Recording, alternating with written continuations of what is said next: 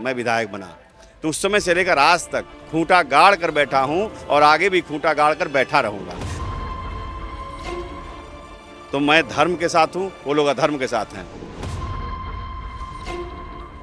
14 तारीख को विरोधियों के मुंह में कालिक पूज जाएगी जो ये बात कहता है हमारे विषय में।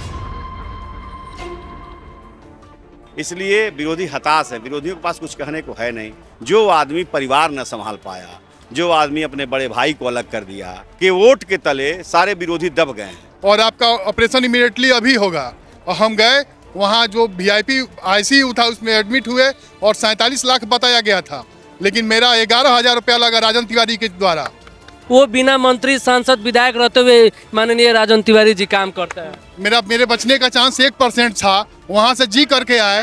तो भैया हम तो मानते हैं कि मेरा मुखिया, मेरा विधायक, मेरा सांसद और मेरा मुख्यमंत्री राजन तिवारी जी हैं, राजू तिवारी जी हैं, दूसरा कोई नहीं है। चुनावी यात्रा में अभी हमारी मौजूदगी गोविंदगंज विधानसभा में है और गोविंदगंज विधानसभा उसी समय हॉट सीट बन गया जब चिराग पासवान दिल्ली में बैठ गए और 2 सीट के लिए एकदम से अड़ गए कि ये सीट हमें चाहिए तो चाहिए। अभी हमारे साथ राजन तिवारी है और पूरा जोर शोर से प्रचार प्रसार हो रहा है। आज पवन सिंह भी आए थे, दिखाइए इसी मैदान में पवन सिंह आए थे। क्या लग रहा है कि गोविंदगंज की जनता मत दे रही है?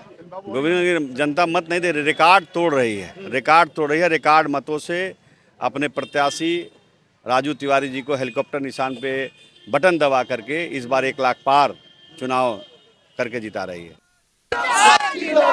क्या लग रहा है, क्योंकि जब एक सवाल मैं और उनसे किया तो बोल रहे हैं कि अब की बार लड़ाई भाजपा से और एनडीए से नहीं है, अब की बार लड़ाई जो है बाहरी और भीतरी का है। कौन बाहरी है? जो बाहरी कहता है, अगर बेटी बहन बाहरी है तो जो कहता है वो भी सब बाहरी हैं। मेरी माँ यहीं की है, मेरी माँ की जन्मभूमि है, मेरी जन्मभूमि है, मेरी जन्मभूमि है, जन्म धरती है, मातृभूमि है मेरी। तो ये भूमि कहाँ से हमारी पराई हो जाएगी? और 25 साल से मैं यहाँ सेवा कर रहा हूँ। जब से युवा अवस्था में आया, चुनाव लड़ा, 24 साल की उम्र में विधायक बना और जब मोच भी नहीं जमा था मेरा, तो उसमें जनता का आशीर्वाद मिला मुझे, मैं विधायक बना। तो उस समय से लेकर आज तक खूंटा गाड़ कर बैठा हूँ और आगे भी खूंटा गाड़ कर बैठा रहूँगा। मैं चुनाव हारता हूँ या जीतता हूँ, कभी भी मैं यहाँ छोड़ कर नहीं जाता हूँ। लोग तो सिर्फ बरसात में मेढक की तरह उपराते हैं, मैं तो 24 घंटा सेवा करता हूँ। और इस बार सबकी जमानत जब्त हो जाएगी, आप देखिएगा। वो लोग छलिया लोग हैं और यहाँ धर्म और अधर्म की लड़ाई है। एक तरफ एनडीए गठबंधन का 5 गठजोड़ है, 5 पांडवों का गठजोड़ है और पांडव धर्म के साथ रहते हैं।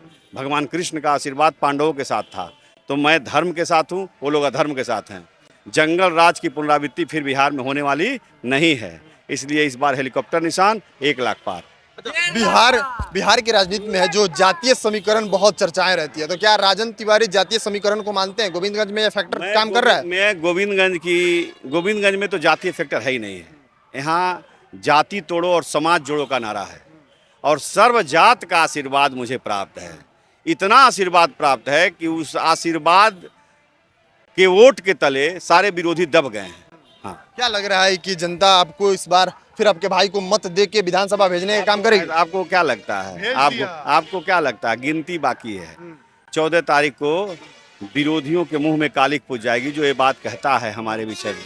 और देखो, मैं तो जानता हूँ, मुझे लोग तमाम तरह का बदनाम करते हैं। बदनामी व्यक्ति मैं तो हूँ नहीं, लेकिन लोग मुझे बदनाम करते हैं। मैंने हमेशा गरीबों का सेवा किया है, गरीबों का भला किया है, गरीबों से आशीर्वाद लिया है। मेरे अंदर कोई जाति पाति का भावना नहीं है, सब धर्म के साथ बैठकर खाता हूँ, उठता हूँ, बैठता हूँ, सोता हूँ। इसलिए विरोधी हताश है, विरोधियों के पास कुछ कहने को है नहीं। विरोधी कह रहे हैं तो कहने दीजिए। और राजन तिवारी एक बात कहता है कि जो है नाम वाला वही तो बदनाम है। मैं नाम वाला हूँ तो बदनामी भी मैं ही झेलता हूँ। अच्छा, तेजस्वी जी का जो हर घर नौकरी हो या फिर माई बहन मान योजना हो, तो ये आप क्षेत्र में जा रहे हैं तो ये कठिनाई है या आसान चीज है? सब ढकोसलेबाजी वाला बयान है। तेजस्वी यादव जीवन में कभी वो मुख्यमंत्री पद पे आसीन नहीं हो सकते, कभी नहीं होंगे। एक बार जान लीजिए, जो आदमी परिवार न संभाल पाया, जो आदमी अपने बड़े भाई को अलग कर दिया, जो आदमी जो किडनी दी अब बेटी, उसको उसका राय नहीं लेता है, उसको भी बाहर कर दिया। जो लालू यादव को अपनी किडनी दे करके बचाई, तो जो परिवार नहीं संभाला वो बिहार क्या संभालेगा? क्या लग रहा है कि इस बार यहाँ से राजू तिवारी जीतेंगे तो मंत्री भी बनेंगे, क्योंकि चर्चाएं बहुत तेज हैं। मंत्री बनाना मुख्यमंत्री जी का ऐच्छिक चीज़ है, जनता का डिमांड है।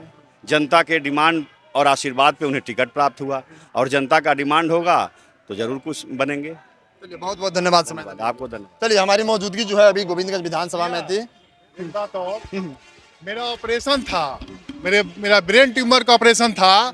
मैं यहाँ से लेकर वहाँ तक दिल्ली एम्स में हुआ। मुझे पटना से लेकर गोरखपुर से लेकर दिल्ली तक का जो हॉस्पिटल था रेफर कर दिया था, और दिल्ली एम्स बोल रहा था कि 3 महीना बाद तुम आना, उसके बाद डेट देंगे। लेकिन राजन तिवारी जी के पास मेरे पापा फ़ोन किए, और राजन तिवारी जी वहाँ फ़ोन किए डायरेक्टर के पास। उसके बाद मेरे पास कॉल आया, मेरा जो जियो वाला नंबर है उस पर कॉल आया कि ये अनिंद्र मिश्रा कौन है। तो हम बोले कि मैं ही हूँ, बोलिए। तो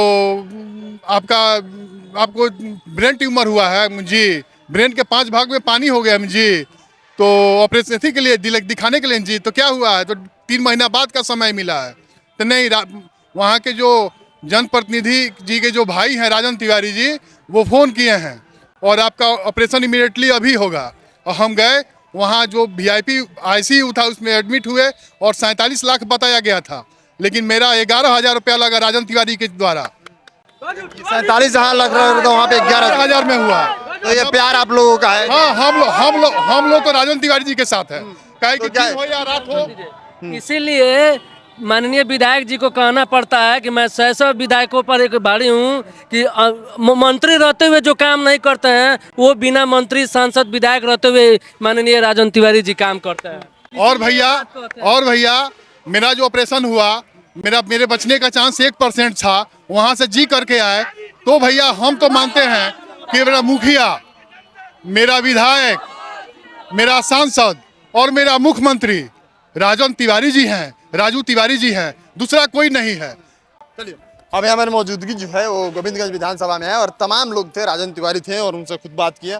और भी 1-2 लोग हैं, इनसे हम बात कर लेंगे। और हमारी जो मौजूदगी है, चुनावी यात्रा है गोविंदगंज विधानसभा में। अभी ये मैं वीडियो रिकॉर्ड कर रहा हूँ। आने वाले 2 दिनों बाद इसी विधानसभा में चुनाव होंगे, और उसके बाद 14 तारीख को परिणाम आएंगे। परिणाम आने के बाद आप खुद देखेंगे कि क्या जो नेता लोग वादा करते हैं, जो नेता लोग बड़ा बड़ा बात करते हैं, वो कितना ईवीएम के बॉक्स में कब्ज हो जाएगा, खुद ब खुद रिजल्ट आ जाएगा। मिलते हैं अगली वीडियो में, तब तक के लिए आप बने रहिए नेक्स्ट ब्रॉडकास्ट के साथ। मैं शुभम उपाध्याय, बहुत बहुत धन्यवाद आपका।